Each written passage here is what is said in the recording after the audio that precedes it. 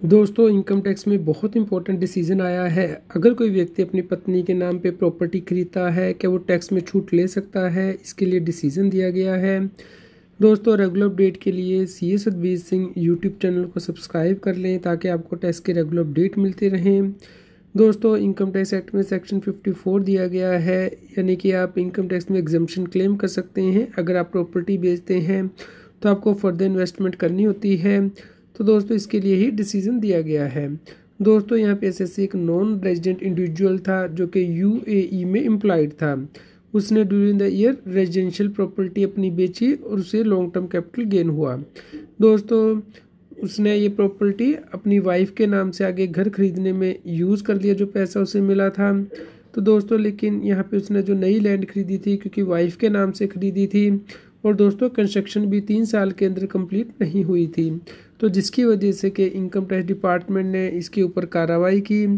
दोस्तों, यहाँ पे इनकम टैक्स ऑफिसर का कहना था कि नया प्लॉट जो खरीदा गया है वो एसएससी ने अपने नाम से नहीं बल्कि वाइफ के नाम से खरीदा है। इसके अलावा कंस्ट्रक्शन भी 3 साल के अंदर कंप्लीट नहीं हुई है, और उसने कैपिटल गेन अकाउंट स्कीम में भी पैसा जमा नहीं किया था, ड्यू डेट के बाद रिटर्न भरी थी, तो इसलिए उसे इनकम टैक्स की एग्जम्पशन नहीं मिल सकती है। तो ऐसा करके इनकम टैक्स ऑफिसर ने एडिशन कर दी। दोस्तों, इस केस में देखा गया सबसे पहले कि इन्वेस्टमेंट जो है वाइफ के नाम से की गई थी, और दोस्तों कोर्ट के द्वारा देखा गया कि सेक्शन 54 ये कहता है कि यहाँ पे इन्वेस्टमेंट करनी ज़रूरी है, परचेज़ करनी ज़रूरी है। ये नहीं कहता कि व्यक्ति को अपने नाम से परचेज़ करनी चाहिए। तो यहाँ पे देखा गया कि इन्वेस्टमेंट एसएससी ने की थी, भले ही वो अपनी वाइफ के नाम से की गई थी, लेकिन इस केस में एग्जम्पशन को डिनाई नहीं किया जा सकता है। दूसरा इशू जो था वो था कैपिटल गेन अकाउंट स्कीम से रिलेटेड। टैक्स पेयर का कहना था कि उसने पूरे का पूरा अमाउंट लैंड को परचेज करने में यूज़ कर लिया है, कोई अनयूटिलाइज्ड अमाउंट ही नहीं बचा है। तो जब अनयूटिलाइज्ड अमाउंट ही नहीं बचा तो कैपिटल गेन अकाउंट स्कीम में जमा कराने का कोई मकसद ही नहीं था, तो इसलिए इस केस में एग्जम्पशन मिलनी चाहिए, जिससे कि कोर्ट ने बिल्कुल सही माना है। तीसरा जो इशू था वो है कंस्ट्रक्शन डिले का, कि अगर आप दोस्तों इन्वेस्टमेंट करते हैं, कोई प्लॉट खरीदते हैं, तो आपको 3 साल के अंदर उसके ऊपर घर बनाना होता है। लेकिन यहाँ पे टैक्स पेयर का कहना था कि उसने विद इन टाइम जो है इन्वेस्टमेंट कर दी थी, तो भले ही कंस्ट्रक्शन 3 साल के अंदर कंप्लीट नहीं हुई है, तब भी जो इनकम टैक्स एक्ट का सेक्शन है वो ये कहता है कि टैक्स पेयर को परचेज करना है, तो उसने परचेज कर लिया है अमाउंट, तो भले ही 3 साल के अंदर कंस्ट्रक्शन नहीं हुई है, तो इसके लिए व्यक्ति को जो एग्जम्पशन है डिनाई नहीं की जा सकती है।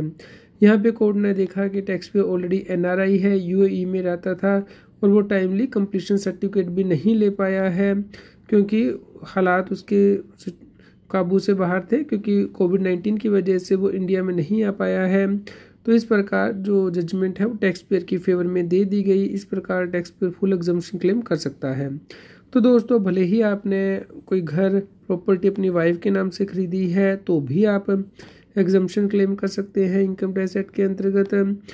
दोस्तों, भले ही आपने कंस्ट्रक्शन कंप्लीट नहीं की, लेकिन आपने इन्वेस्टमेंट कर दी, तब भी आप एग्जम्पशन क्लेम कर सकते हैं। तो भले ही आप कैपिटल गेन अकाउंट स्कीम में पैसा नहीं जमा कर पाए, लेकिन आपने नए एसेट को परचेज करने के लिए उसे यूज़ कर लिया है, तब भी आप एग्जम्पशन क्लेम कर सकते हैं।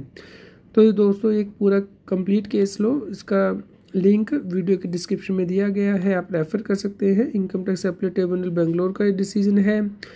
इसी प्रकार के रेगुलर अपडेट के लिए आप सीए सतबीर सिंह टैक्सील के टेलीग्राम चैनल पे दोस्तों ज्वाइन कर लें, और हमारे व्हाट्सएप चैनल को भी QR कोड स्क्रीन पे दिया गया है, लाइक करें और शेयर करें ताकि सभी लोगों तक ये जानकारी पहुंच पाए और वो टैक्स की कंप्लायंस कर पाएँ।